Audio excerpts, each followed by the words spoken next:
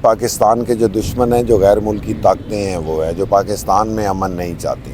اس کے پیچھے P T I کے اندر موجود کمپرومائز لوگ ہیں، کیا آپ کو لگتا ہے کہ ایسا ہے؟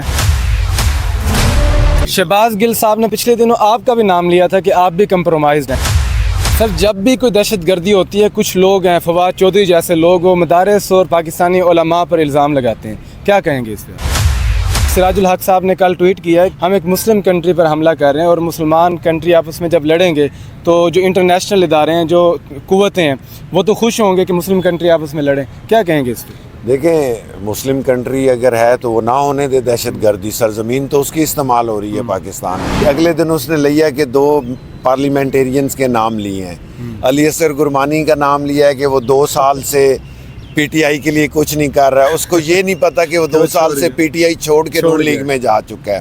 پھر انور مجید نیازی صاحب ہیں، اس کو انور مجید کھر کہہ رہا ہے۔ اگر میں کمپرومائز ہوتا تو میں اس دن ہوتا جس دن میں الیکشن جیتا تھا تو نون لیگ میں چلا جاتا، ابھی میں گورنمنٹ میں ہی بیٹھا ہوتا، پریویلیج بھی انجوائے کر رہا ہوتا، کوئی سرکاری جھنڈا بھی لگ چکا ہوتا، اپنے حلقے کو بھی کام بھی کروا چکا ہوتا، در بدر میں ایف آئی آریں اپنے اوپر نہ جی رہا ہوتا، اپنا گریبان پھڑوایا ہے اس لاہور کی شاہراہوں کے اوپر، گرفتاریاں دی ہیں، جلسے جلوس نکالے ہیں، اپنے گھر کے لوگوں کے بزنسز تباہ کیے ہیں۔ میں ابھی بھی آپ کو حلفاً کہتا ہوں، میری جگہ پہ جو 2 میرے ہارے ہوئے، میرے سے 2 ہارے ہوئے ایکس ایم پی اے صاحبان ہیں، ان میں سے کوئی ہوتا ہے اس وقت تو میری طرح جوان مردی سے پی ٹی آئی میں کھڑا ہو کے دکھاتا۔ السلام علیکم ناظرین، آپ کا میزبان حافظ مبشر آپ کی خدمت میں حاضر ہے۔ ناظرین، میں اس وقت پنجاب اسمبلی کے باہر موجود ہوں، میرے ساتھ اس وقت موجود ہیں M P A colonel Shoaib Amir Awan صاحب۔ آج ہم ان سے بات کرتے ہیں۔ سر، السلام علیکم۔ جی وعلیکم السلام۔ جی سر، بہت شکریہ، آپ نے ہمیں ٹائم دیا ہے۔ سر، سب سے پہلا مجھے یہ بتائیے کہ آج موجودہ دور میں ابھی جو دہشت گردی ہو رہی ہے، آپ کو کیا لگتا ہے اس کے پیچھے کون ہے؟ جی، اس میں تو کوئی شک والی بات نہیں ہے، جو بھی اس وقت ہمارے پاکستان کے اندر خصوصاً ہمارے 2 صوبوں کے پی کے میں اور بلوچستان میں جو دہشت گردی ہو رہی ہے، اس کے پیچھے پاکستان کے جو دشمن ہیں، جو غیر ملکی طاقتیں ہیں، وہ ہے جو پاکستان میں امن نہیں چاہتی۔ لیکن چلو، وہ تو ایک فیکٹر ہمیشہ رہتا ہی ہے کہ ایک دشمن دوسرے دشمن کو نیچا دکھانے کے لیے ہر اس طرح کے کام جو ہے، اس طرح کے کلینڈسٹائن آپریشن کرتا رہتا ہے۔ بٹ پرابلم از دس کہ at the same moment Pakistan کے جو لوگ بھی ہیں نا سر، ان کو بھی کوئی عوامی ان کی اپنی نمائندہ گورنمنٹ جب ہوگی تو وہ بھی اس کو سپورٹ کریں گے، تو تب یہ دہشت گردی ختم ہوتی ہے۔ یہ نہیں ہو سکتا، دشمن تو چاہیں گے کہ آپ کے ملک میں امن نہ ہو، لیکن اپنے ملک میں امن لانے کے لیے بھی آپ جو لوکل لوگ ہیں، جو ادھر کے اسٹیک ہولڈرز ہیں، ان کو بھی آن بورڈ آپ کو لینا پڑتا ہے۔ ڈرائنگ روم میں بیٹھ کے کوئی بھی فیصلے امپلیمنٹ نہیں کرنے چاہیے، نہ کسی آپریشن کا فیصلہ نہیں کرنا چاہیے۔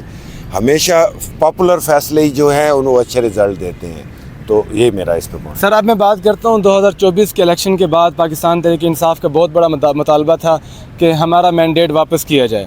اس کے بعد آہستہ آہستہ خان صاحب سے ملاقات کا مطالبہ آیا۔ اب ایک مائنر سا مطالبہ ہے کہ خان صاحب کی صحت کے بارے میں ہمیں بتایا جائے، وہ بھی نہیں مانا جا رہا۔ ایسے حالات کیوں پیدا ہوئے ہیں کہ چھوٹا سا مطالبہ بھی آپ نہیں منوا پا رہے؟ سر، جب بھی کوئی دہشت گردی ہوتی ہے، کچھ لوگ ہیں، فواد چودھری جیسے لوگ، وہ مدارس اور پاکستانی علماء پر الزام لگاتے ہیں، کیا کہیں گے اس پہ؟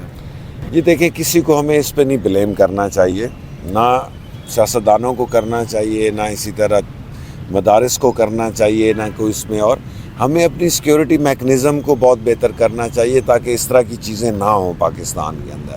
اور عوام کی جو ایک نمائندگی ہے، اس میں جب بھی آپ اینٹی ٹیررزم رجیم بنائیں یا اینٹی ٹیررزم کو سوچ بنائیں، اس کے اندر آپ کو جو عوام کے نمائندے ہیں ان کو شامل کرنا چاہیے، عوام کی پلس اس میں ضرور ہونی چاہیے۔ سر، جب بھی کوئی دہشت گردی ہوتی ہے تو پاکستانی گورنمنٹ، ہمارے ادارے بھی کہتے ہیں اس کے پیچھے انڈیا ہے۔ سراج الحق صاحب نے کل ٹویٹ کیا ہے، ہم ایک مسلم کنٹری پر حملہ کر رہے ہیں اور مسلمان کنٹری آپس میں جب لڑیں گے تو جو انٹرنیشنل ادارے ہیں، جو قوتیں ہیں، وہ تو خوش ہوں گے کہ مسلم کنٹری آپس میں لڑیں، کیا کہیں گے اس پہ؟ دیکھیں، مسلم کنٹری اگر ہے تو وہ نہ ہونے دے دہشت گردی، سرزمین تو اس کی استعمال ہو رہی ہے پاکستان میں، جو بھی دہشت گردی جنریٹ کرتی ہے۔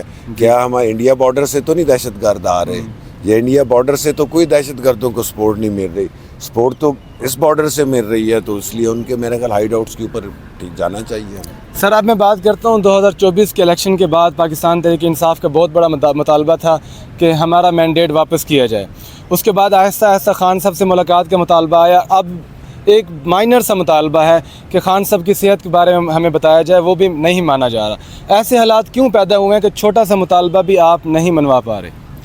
جی دیکھیں، جس ملک کے اندر آئین قانون کی حکمرانی ہو تو ادھر جب کوئی ایجیٹیٹ کرتا ہے، جب کوئی پاپولر لیڈر ہوتا ہے، یا جو عوام کا جو ایک خواہش ہوتی ہے اس کو پورا کیا جاتا ہے.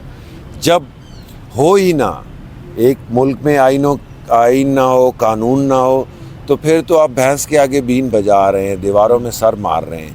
تو دیکھیں جس طرح کا ملک کے اندر اس وقت چل رہا ہے، نہ عدالتیں ہیں، نہ آئین ہے، نہ کوئی قانون کی عملداری ہے، تو اس کے اندر بندہ کیا کرے؟ پھر باہر احتجاج کے لیے نکلتے ہیں تو گولیاں پڑتی ہیں ہمیں. آپ دیکھیں کہ لا اینڈ آرڈر کی سچویشن پورے پنجاب کے اندر انتہائی خراب ہے. ہر دوسرے تیسرے دن کوئی نہ کوئی بہت بڑا واقعہ ہوا ہوتا ہے، لیکن اس واقعے پہ کوئی توجہ نہیں ہے. مین توجہ یہ ہے کہ پی ٹی آئی کے احتجاج کیسے روکنا ہے، پولیس نے پی ٹی آئی کے لوگوں کے گھروں میں کیسے گھسنا ہے، ان کو ٹارچر کیسے کرنا ہے، ان کو تنگ کیسے کرنا ہے. سر سوشل میڈیا پہ باتیں چل رہی ہوتی ہیں کہ اس کے پیچھے پی ٹی اے کے اندر موجود کمپرومائز لوگ ہیں. کیا آپ کو لگتا ہے کہ ایسا ہے؟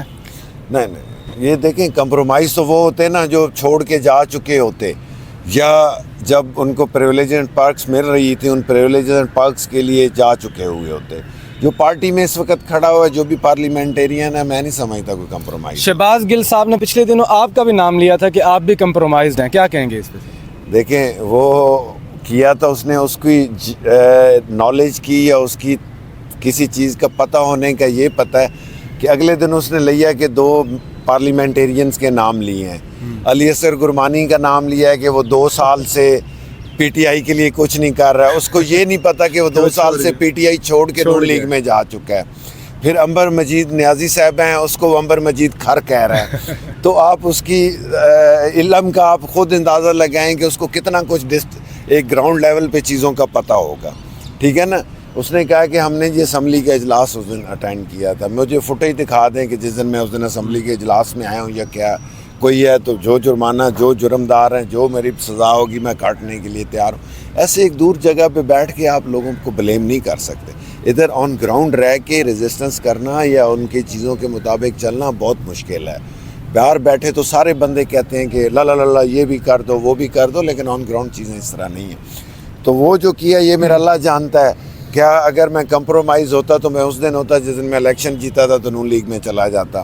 ابھی میں گورنمنٹ میں ہی بیٹھا ہوتا، پریولیج بھی انجوائے کر رہا ہوتا، کچھ سرکاری جھنڈا بھی لگ چکا ہوتا، اپنے حلقے کو بھی کام بھی کروا چکا ہوتا.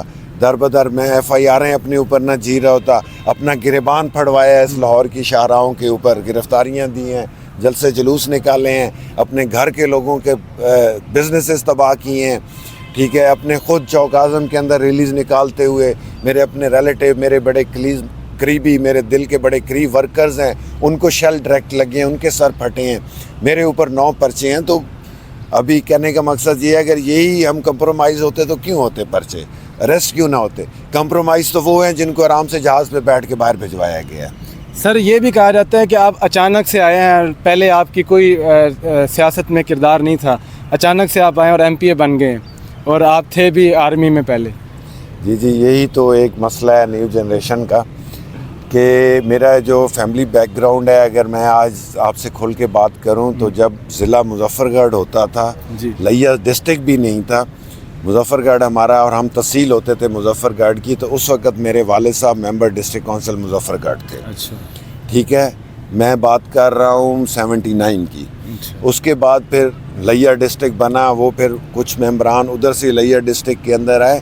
پھر میرے والد صاحب ملٹیپل ٹائم ممبر ڈسٹرکٹ کونسل رہے ہیں چوک اعظم سے، رورل یونین کونسل سے، پھر وائس چیئرمین ڈسٹرکٹ کونسل رہے ہیں جب صاحبزادہ صاحب چیئرمین ضلع کونسل ہوتے تھے. اس کے بعد بھی ملٹیپل ٹائمز ہی ہے ممبر ڈسٹرکٹ کونسل. اور اس وقت اور دوسری بات یہ ہے کہ میرے فیملی چوک اعظم کی جو اگر آپ ہسٹری ٹاؤن کمیٹی سے اٹھا کے دیکھ لیں تو میرے رشتہ داروں نے، میری فیملی کے لوگوں نے اور میرے علاقے کے لوگوں نے پورے چوک اعظم کو ٹاؤن کمیٹی سے لے کے میونسپل کمیٹی بننے تک ڈومینیٹ کیا ہے. وہ چیئرمین میونسپل کمیٹی رہے ہیں، وہ چیئرمین ٹاؤن کمیٹی رہے ہیں، وہ چیئرمین رہے ہیں، وائس چیئرمین ہیں، ناظم سے رہے ہیں. تو اس طرح کی بات نہیں ہے. ایک فیملی بیک گراؤنڈ تھا. یس میں آرمی میں تھا، آرمی میں رہتے ہوئے میں کیسے سیاست میں آ سکتا تھا. تو جیسے ہی میرا ٹائم پورا ہوا ہے تو میں سیاست میں آ گیا. اور میرے سیاست میں آنے کی وجہ صرف ایک ہی ہے کہ میرے حلقے کے اندر جو بھی عمران خان کا نمائندہ تھا وہ عمران خان کے ساتھ نہیں کھڑا ہوا آج تک. آپ جب سے پی ٹی آئی بنی ہوئی ہے 96 97 سے لگا لیں کہ ہر الیکشن میں اس کا ٹکٹ ہولڈر ڈیفرنٹ تھا. جی بالکل ٹھیک ہے. اور جس کو ٹکٹ دیا جس کی وجہ سے 2 MPs بنے ہیں ادھر پی ٹی آئی کی وجہ سے, تیسرا میں ہوں ابھی. اس سے تو پہلے پی ٹی آئی اتنی پاپولر نہیں تھی. 18 میں جو MPA بنا عمران خان کی تصویر لے کے, عمران خان کا جھنڈا لے کے وہ بنا پی ٹی آئی. میرا جیسے ہی آگے حمزہ شہباز کے لیے چینج ہوا وہ جناب ادھر عمران خان صاحب ویسے بھی ترین گروپ میں رہے ہیں, وہ ترین گروپ میں رہے, چھوڑ گئے. اس کے بعد پھر ایک MPA بنا جس کو پہلے ٹکٹ تھا وہ نون لیگ میں چلا گیا. پھر ضمنی الیکشن میں ٹکٹ لینے کے لیے پی ٹی آئی میں آیا, اس کو ٹکٹ دیا. پی ٹی آئی نے اتنی لیڈ سے جتایا جو کہتا تھا کہ میرا اپنا ووٹ ہے, پارٹی کا تو ووٹ ہے ہی نہیں ہے. اس کو پھر 24 میں سمجھ لگی کہ پارٹی کا ووٹ کتنا ہے, تو وہ بھی 9 مئی میں اگر ٹکٹ نہیں دیا خان نے تو 9 مئی کے بعد وہ بھی چھوڑ گیا. اور غلیظ ترین الزام لگا کے وہ چھوڑا پارٹی کے اوپر, اس پارٹی کو جس نے وہ اس کی سیاست ختم ہو چکی تھی اور اس کو بائی الیکشن میں ٹکٹ دیا, اس کو 20,000 لیڈ سے جتوایا اور اس نے کہا کہ جی شر پسند پارٹی میں نہیں رہ سکتا. تو کہنے کا مقصد یہ ہے کہ یہ چیزیں تھی دل میں. میں ابھی بھی آپ کو حلفاً کہتا ہوں میری جگہ پہ جو تو میرے ہارے ہوئے, میرے سے 2 ہارے ہوئے ایکس MPA صاحبان ہیں, ان میں سے کوئی ہوتا ہے اس وقت تو میری طرح جواں مردی سے پی ٹی آئی میں کھڑا ہو کے دکھاتا. دونوں اس وقت پی ٹی آئی چھوڑ کے, جو بھی ان میں سے جیتا ہوا ہوتا پی ٹی آئی چھوڑ کے اقتدار کی وہ سواری لے رہے ہوتے اور کسی کی گود میں بیٹھے ہوتے. دیکھیں وہی جو کریکٹر والا بندہ ہوتا ہے, جس کے دل میں سچائی ہو, جس کا دامن پاک ہو, وہی اپوزیشن کر سکتا ہے. اور یہ جو اپوزیشن ہے شاید ہماری پاکستان کی ہسٹری کی مشکل ترین اپوزیشن ہے.